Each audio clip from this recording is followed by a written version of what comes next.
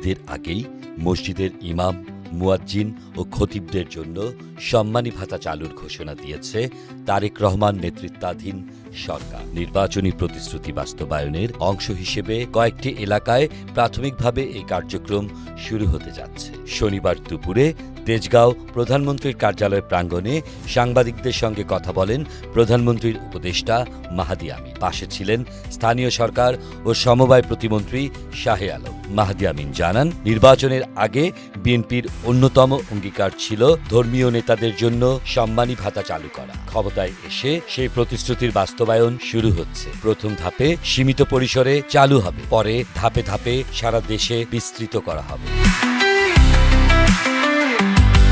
সরকারের দাবি, দেশের বহু ইমাম ও মুয়াজ্জিন দীর্ঘদিন ধরে স্বল্প আয়ে দায়িত্ব পালন করছে। তাদের আর্থিক নিরাপত্তা নিশ্চিত করাই এই উদ্যোগের লক্ষ্য। তবে এখনো স্পষ্ট নয় কারা এই ভাতার আওতায় আসবেন, মাসিক কত টাকা পাবেন কিংবা কিভাবে তালিকা তৈরি হবে। প্রধানমন্ত্রীর প্রেস সচিব সালেহ শিবলি জানান, এটি ছিল প্রধানমন্ত্রীর তৃতীয় কর্মদিবস। দায়িত্ব নেয়ার পর থেকেই নির্বাচনী অঙ্গীকার বাস্তবায়নে দিক নির্দেশনা দিচ্ছেন তিনি বলেন, তেজগাঁও কার্যালয়ে প্রথম অফিস করেন প্রধানমন্ত্রী। পুরনো কর্মজীবীদের সঙ্গে কথা বলেন, মন্ত্রীদের সঙ্গে নীতিগত বিষয়েও আলোচনা করেন। বিশ্লেষকদের মতে উদ্যোগটি সামাজিকভাবে গুরুত্বপূর্ণ, কিন্তু বড় প্রশ্ন তিনটি।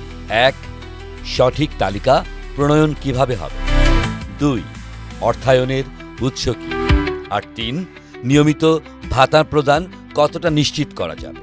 ধর্মভিত্তিক ভাতা কাঠামো নিয়ে রাজনৈতিক বিতর্কও তৈরি হতে পারে বলে মনে করছেন অনেকে। ঈদের আগেই যদি কার্যক্রম শুরু হয়, তবে এটি হবে নতুন সরকারের প্রথম দৃশ্যমান পদক্ষেপগুলোর একটি। এখন নজর বাস্তবায়নে, ঘোষণা থেকে মাঠ পর্যায়ে পৌঁছাতে কতটা সময় লাগে আর কতটা কার্যকর হয় এই প্রতিশ্রুতি। আহমেদ শাহেদ, বাংলাবাজার পত্রিকা,